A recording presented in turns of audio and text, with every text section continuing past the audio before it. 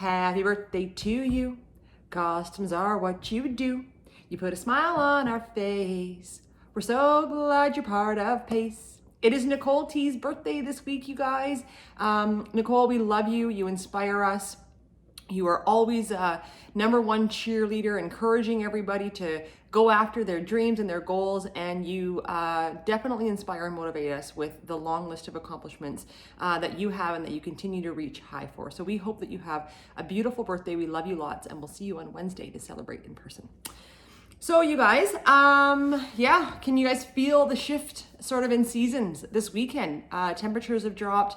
And I think this time of year with that comes a little shift of mindset. So for a lot of people, this time of year can be even more challenging. However, one thing to remember is that our hearts and our lungs and our quads and our commitment to our health, it doesn't recognize darker days or snow or rain or the cold, etc. So it's not easy on any level, but we all need to decide to be stronger than our excuses this fall, and that ultimately showing up is the right way forward. So I'm going to talk a little bit about that. And I know it's easier said than done, but we're going to work together on this fall. So the habit that we're really looking to sort of nail this fall again is just showing up, because we know if we can bundle up, if we can get out of bed, if we can change our narratives and again show up, we're all gonna feel better day to day. And when we get into spring and our goals are quote unquote just around the corner, we'll be able to look back at the winter and be so thankful that we were stronger than our excuses, because we'll be ready to enter a new phase of training, feel more confident heading into the spring and summer goals, which, you know, you guys, are usually a lot more glamorous than the goals that we hold during the winter, but they're no less important. In fact, you can't do one without the other. So the hashtags, I've got 2 for this week. The hashtags are #showup, okay? And that's going to encourage you guys to make a commitment, to be consistent, to come up with a plan, and just do your best to start.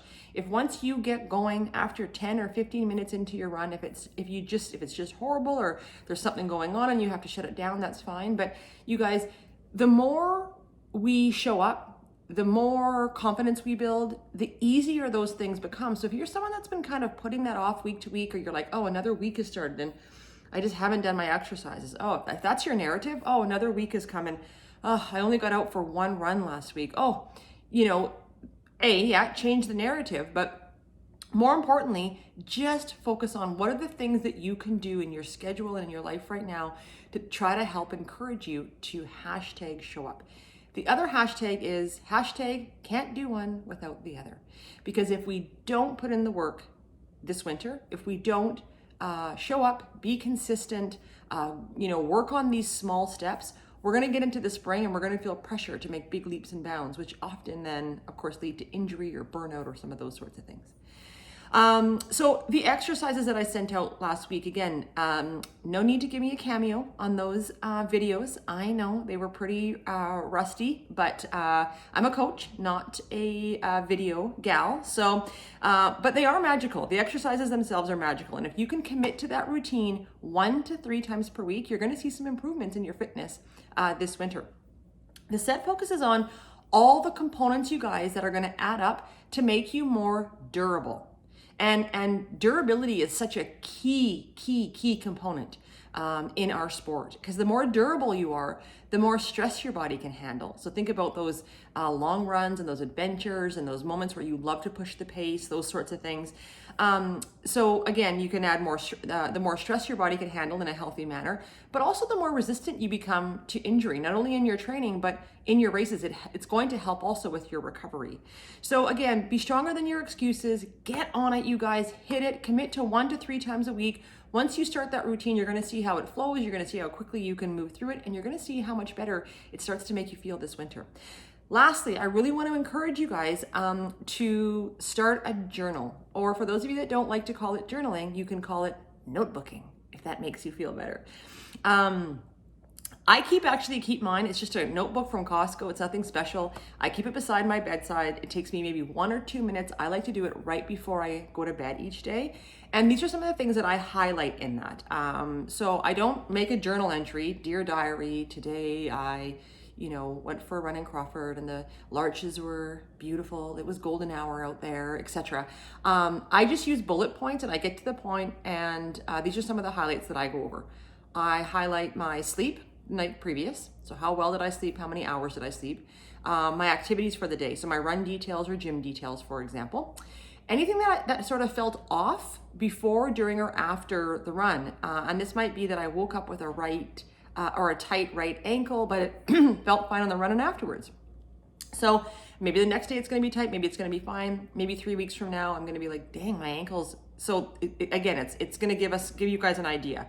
And then how I felt overall, and I rated on a scale of 1 to 5, kind of like we do before our long runs. 1 being, it was pretty miserable, and 5 being, I felt so fantastic. And I can make other notes with that, obviously, if I want to. I sometimes add a quote or sort of a motto. I don't know when you guys run alone, but if you guys sometimes, our minds wander and we have all these creative thoughts and we process things, and we can often find our motivation and our inspiration out there with, just sort of hit us. So if I come up with something like that on a run, I often write that down because I'll come back to that motto, or I'll use that quote if I'm struggling in a speed workout or in a long run, or I might use it in a race next year. If it's something that I continue to work this year, it's going to help pump me up for it. And then I finish that entry with, on the bottom, my goals for the next day, so that every day I can kind of go, what were my goals to do today? I can take a look at the entry. How well did I do that? Again, what's my narrative? Am I seeing things that I just keep having excuses for, or can I be stronger than my excuses and get on it? Of course, you need to make sure that those goals are realistic and that it actually aligns with your schedule and with what's important for you. Because remember, it's not the goal itself that you're trying to achieve. It's how achieving the goal will make you feel. So these are some buzzwords. If you want to feel more confident, if you want to feel more satisfied, if you want to try to find some of those buzzwords. Longer video this week, you guys, but this stuff is important. It's optional whether you hear the video to the end. For those of you that have seen this one through to the end, I hope that it gives you some extra motivation, some insight, and some purpose as we start to enter into a trickier time of year in this season. So I look forward to seeing you guys this week. I'm going to go over the workouts really, really quick. For Wednesday, we're going to sort of add to the unglamorous but highly effective work that we are committed to this fall. It's basically the same workout as last Wednesday, only you're adding a minute to the interval and a minute to the recovery. Flat terrain, and we're really focusing on continuous running without breaks, okay? This Sunday, I believe it's daylight savings, which means that the clocks go ahead for an hour on Saturday night. What a perfect time to practice being stronger than our excuses, because our run starts at 7:30, which is actually 6:30. And so for some of you, I know that'll be a challenge, but an awesome way to kick off this week's focus. We are going to just start with small steps. We're going to start to make some really nice gradual builds throughout the base phase of this clinic now. And this weekend we're at Knox Mountain if you're running in town. If you're running out of town, what we're going to focus on this weekend is primarily elevation and staying in zone 1 to zone 2. So it's a lighter effort and easy paced, but we're not going to do repeats like we did this last weekend. We just want to make sure that we're accumulating elevation as we go. So you want to try to pick some place that you can still accumulate some elevation overall. Those of you that are running in town, the sign up sheet is on the accountability document. 25K is 2 hours and the 50K are 2.5 hours.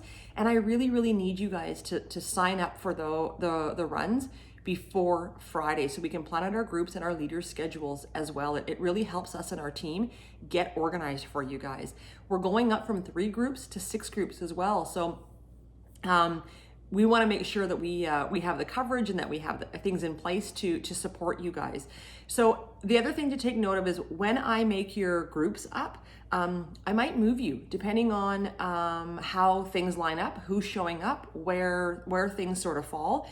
And don't get too caught up over latte, cappuccino, or espresso. You guys, those things are just titles. In fact, they don't even matter at all. What matters is that you land in a group that allows you to stay in zone 1 and zone 2 and do a good job that's going to help propel your fitness forward. So it's my job to help sort of facilitate that, and it might mean that I might move you around a little bit. It also depends on the group size, if I need to condense and make smaller groups, etc. Okay. I'm also going to post this week the video, I haven't had time to do that, on Solomon Four Trails and Transalpine Run and the Solomon Zugspitze, which takes place in June, that I will also be going to in Germany if anybody is interested. So stay tuned for that. Okay, you guys, let's make it a great week. Hashtag show up and hashtag you can't do one without the other. We will see you guys hopefully on Wednesday.